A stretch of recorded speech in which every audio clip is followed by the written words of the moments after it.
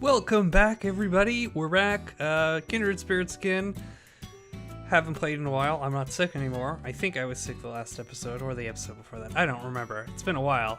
I don't really think anything's really happened in, nothing's really too much has happened. We've sort of caught up with what's been going on over the past, what happened over the summer break with the Kindred Spirits. That was about it, really. We got to meet, or we didn't meet, Ahara. We're with those two again. We didn't get to see them all over the summer camp, so now we're sort of focusing on them a bit.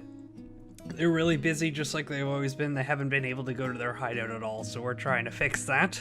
I heard voices from a classroom. My heart always skips a beat when I overhear people from the hallway like this, and today it's throbbing too. I can't believe she does this stuff. Oh, this isn't good. I know what's coming, but even still. Talking to Hina over summer vacation helped give me some closure, but she's super helpful. I mean, she'll do anything if you ask her. And we can take it easy, right? I don't want to hear those words, and I'm sure the people inside don't want me to either. However, when thoughts like these are voiced aloud, they reach people, sometimes unexpected people like me. Every class should have someone like her. It's so nice. Yuna? Megumi, who'd hitched a ride on my back, called out to me worriedly. Did she pick up on that? Megumi was possessing me. Could she tell my feelings? No. I'm sure she could feel how hard my heart was pounding. She's really something. We'd come here on some information Sachi-san had gathered. She'd heard that there was one group in particular pushing work onto Ahara-senpai and Maki-san, and that would be the members of the photography club in Senpai's class.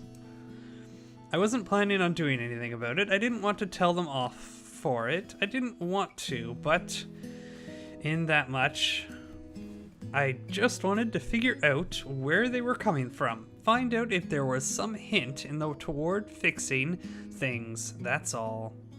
That was all. I didn't come here to hear this stuff. She's gotta be like a total masochist, right? Wait, Yuna, you're not gonna go in there, are you? I wasn't planning on it, but for some reason, my hand was on the door. That was close. I was about to get involved. I was a little grateful to Megumi for stopping me, and in that moment of relief, I heard a door being slammed open. Slammed open? That's weird. Huh? Over there. It was the door on the other side of the classroom. I turned toward the source of the noise and... was that Maki-chan? For just a moment, a glimpse as she rushed into the room, I'd seen Maki-san. What's she doing? I don't know, but... I ran over to the door Maki-san had swung open, Megumi's still attached to me, and then peeked into the classroom.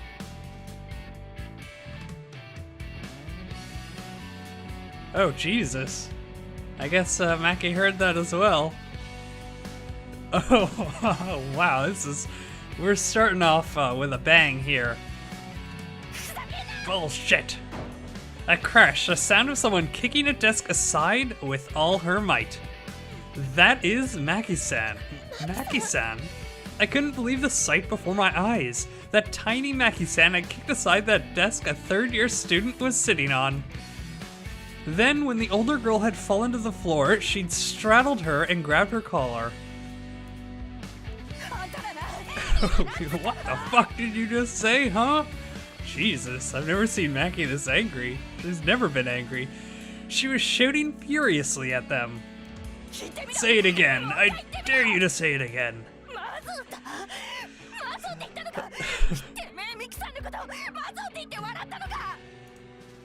What the hell? Oh, Jesus, Maki. Holy crap, everyone in the room, including Megumi and me, were totally overwhelmed by Maki-san's voice. I could tell that the other two third years were frozen stiff too. They'd completely given up on trying to stop her. Where do you get off?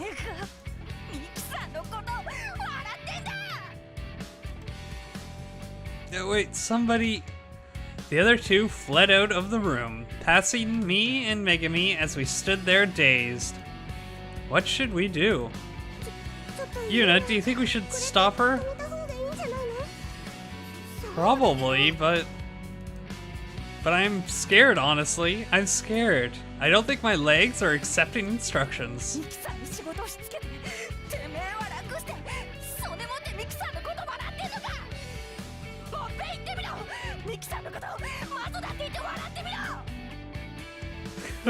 Jesus.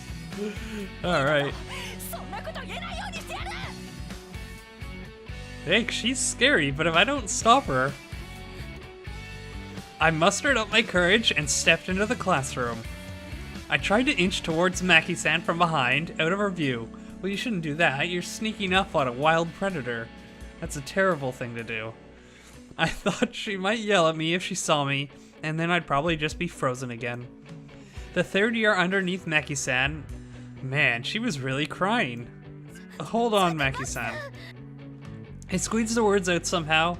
It was a bad moment to realize we'd never officially met before, but this was no time to get hung up on that.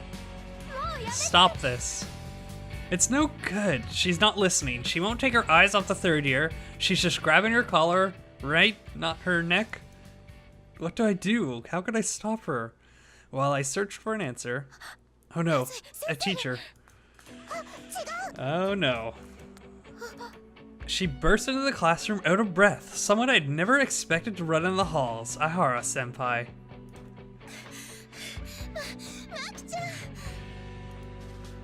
But I don't think even Ahara-senpai's voice can reach Maki-san now. She's still not stopping. What on earth do we do? How dare you? Maki-san had lifted the third year off her back by her collar. Seina. Ahara-senpai's voice rang out, and in that instant, Maki-san stopped.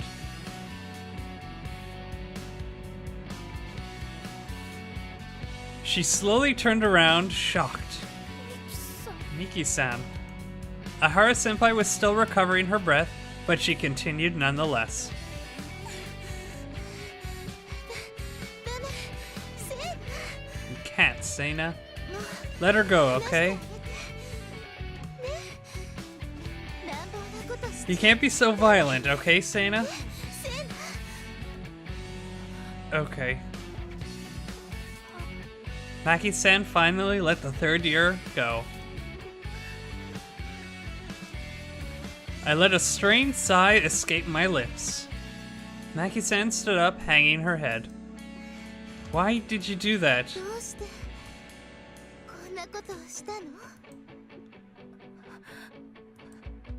Could you tell me? Ahara-senpai's prompt was gentle, but Maki-san answered with halting words.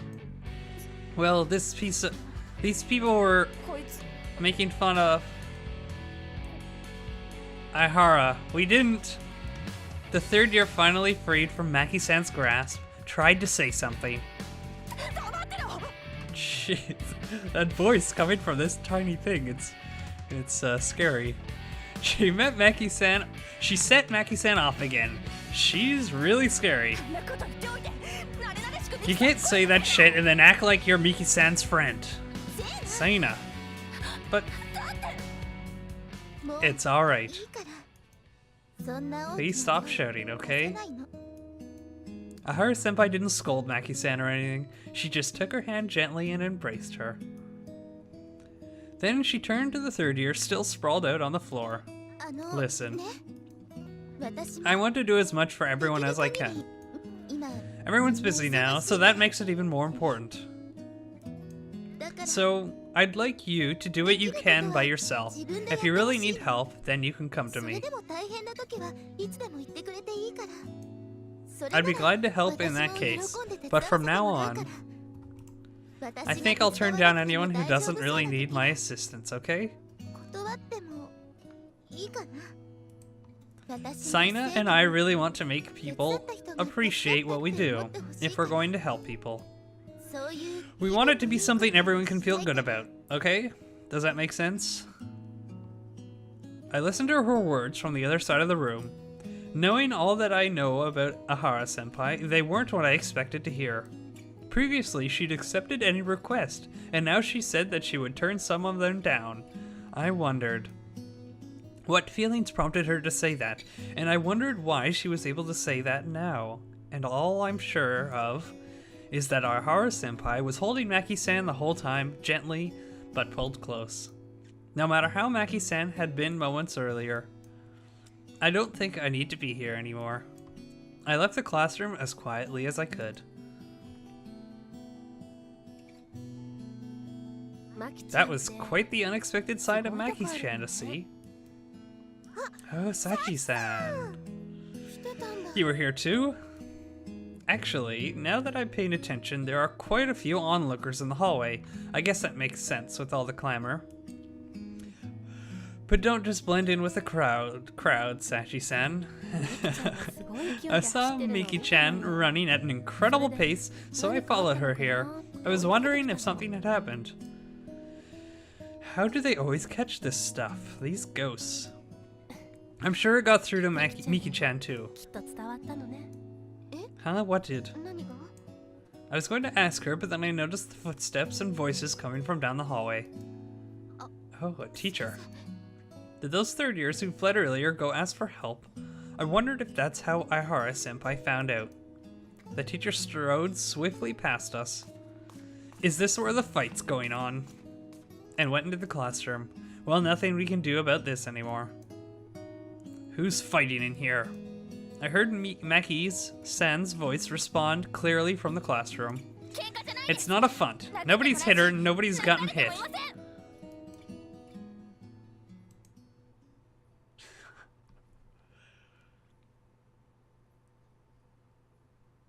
Alright, well, so much for taking it slow with those guys. She just went off. Alright. I mean, it kind of worked too, to be honest, but I guess we'll see if that, if it really had any implications. Under the great enoki tree, now that I think about it, this tree has grown too, hasn't it? The trunk now reaches up to the top of the new Hoshiken building. I suppose that's only natural. It's hard to believe almost 80 years have passed since then. When it was planted, it was nothing but a sapling about a meter tall, and I've watched it grow to this height over all the years since. It was a tree the girls in my grade had planted to commemorate their graduation. That was all it had meant. Yet at some point people started to call it a memorial tree. Is that really the reason those girls chose an enoki tree to plant? Did they make their choice out of consideration for me when my life was cut short here at this school? For someone like me, that's right, someone like myself.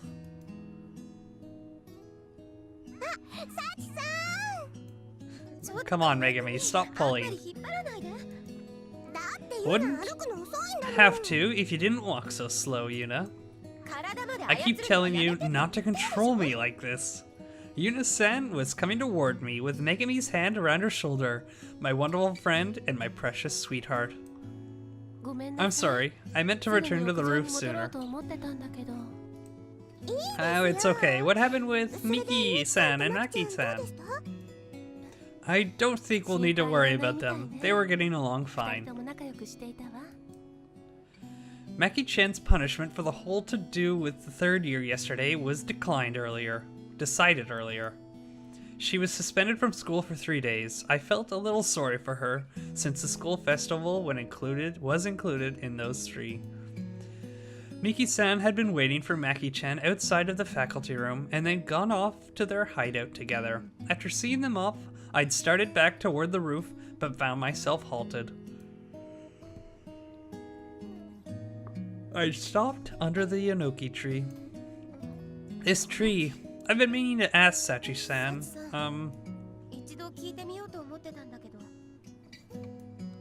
is this really your memorial tree? What? It is? How have you been here 30 years and not heard that? Is that true, Sachi-san? Well, it seems that way, I suppose. Wow, Sachi-san, you really are amazing. Megumi's voice was innocent, but I couldn't hear her words as admiration. They just felt like needles in my heart. I knew Megumi had no ill intent in her words, but I couldn't accept them for what they were because of my weakness, my lies. The lies I've wrapped myself up in to hide my weakness, the lies I need to shed soon. It's been 30 years since I met Megumi and our relationship began, and I've never shown my true self to her in all that time. But in the months since meeting Yuna-san, our time has really begun to move. Our days of merely watching have ended. With Yuna-san, we've watched over hidden feelings, at times extended help to those couples bound together by their courage and words. We've seen our efforts bear fruit several times. Things have started to change. No, they've already changed. It's not, so I will too. Anything so great. This tree isn't really a my memorial or anything like that. I can't keep telling these lies.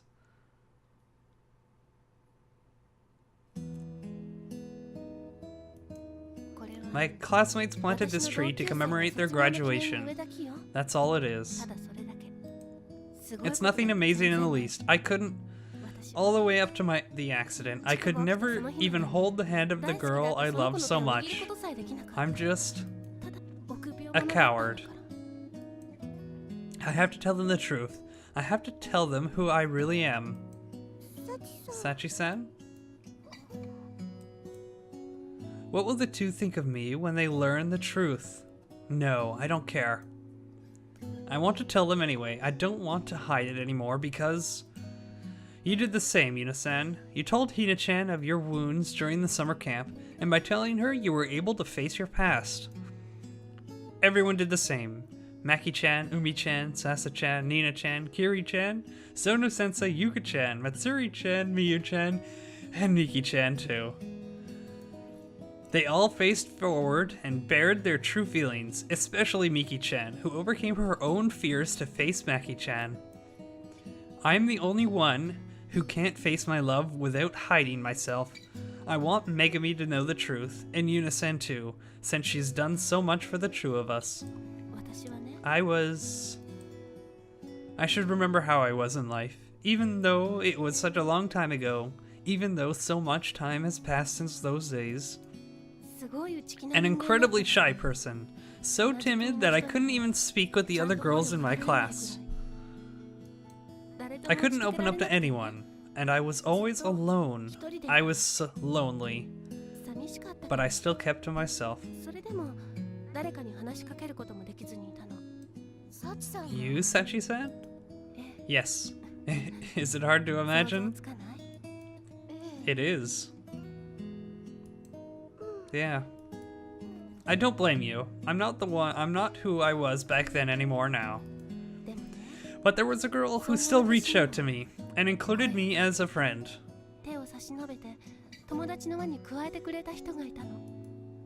She was bright and mature, and everyone relied on her. People were naturally drawn to her. She was that sort of wonderful person. She was my first love. I'm sorry for talking about this, Megumi, though I'm fairly certain you were at least aware of it, since we've discussed why we'd become spirits before, that I'd loved someone before you. Even so, I'm sure it hurts to hear something like this. I'm sorry, but please allow me to continue for just a little more. I couldn't tell her that, of course. I was barely an acquaintance to her then. I just watched her from the corner of the group of her friends. That was enough for me. Just talking with her sometimes, just being able to be near her was enough. Then, that accident happened. It was just a normal day like any other, on the roof of the old Hoshikan building. I saw her about to trip past a broken railing, so I naturally reached out my hand. Luckily, I managed to catch hers. I'd probably been completely absorbed in just trying to reach her. I pulled with all my might.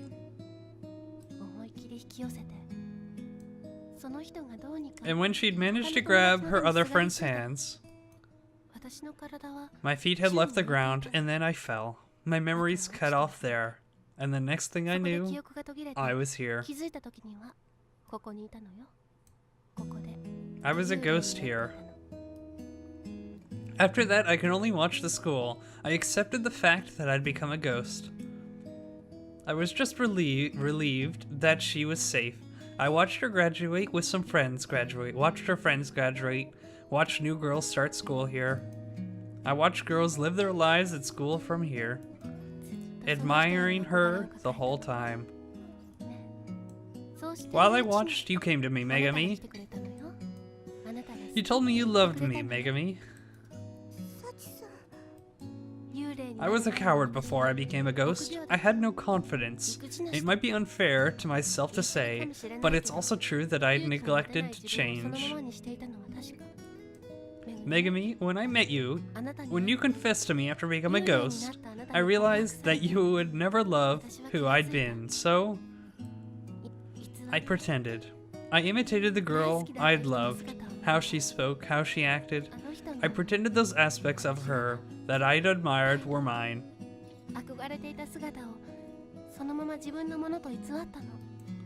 And I became unable to tell you of my true self because I didn't want you to start hating me, because I didn't want to lose you. I continued to pretend. That's the Inoki Sachi you see now. But the truth is, I'm not really like this. I was shy and craven, and I've lied to you all this time. I deceived you in my cowardice, Megumi.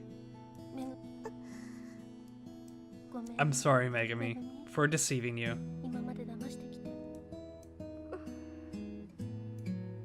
I don't want you to forgive me for deceiving you, and I don't want to cut ties with you. I just couldn't keep hiding. I'm sorry that I could never tell you. I won't be so selfish as to ask for your forgiveness, but no. No? You don't need to apologize, Sachi-san.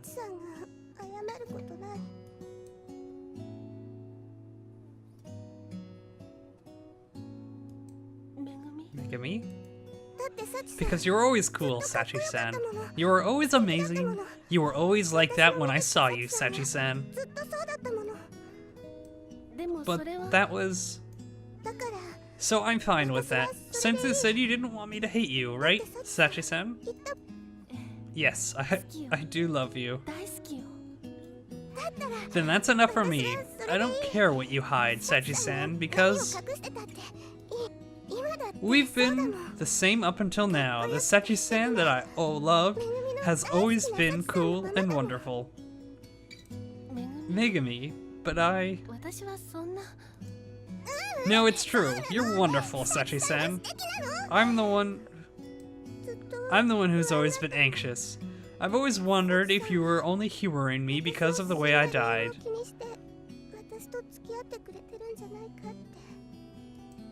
I was always worried you might only be returning my love because you felt responsible for my death. I was the only one who couldn't believe in your feelings. I thought that it would be fine if they were a lie, even if they were a lie.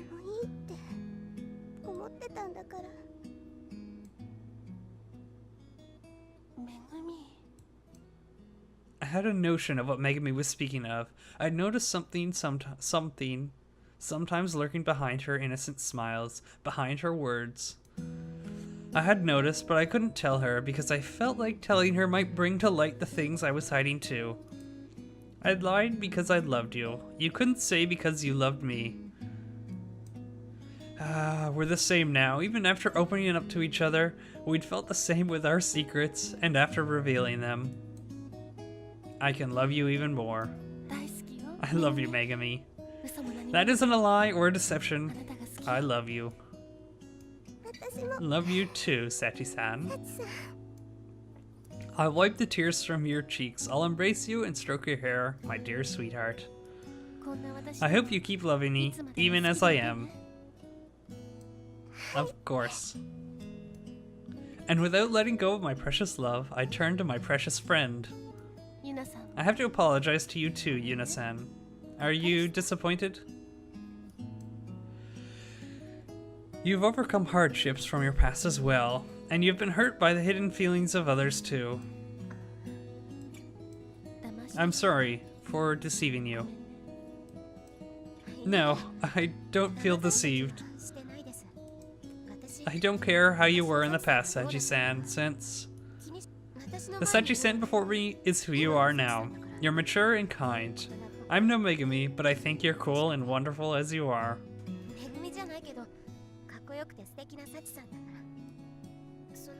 I think you can be confident in yourself. That's just how you are now, Sachi-san. I would feel worse if you were so bothered by the past that you'd changed who you've become.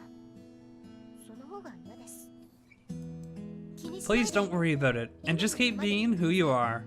That's all I can say. She's right. You two, you don't need to be so kind to me. At the same time, I'm glad to have met you two. After telling you the truth and hearing your words, I finally feel like my change is real. Megumi, Yuna-san. I've become like her, the girl I admired. Thank you.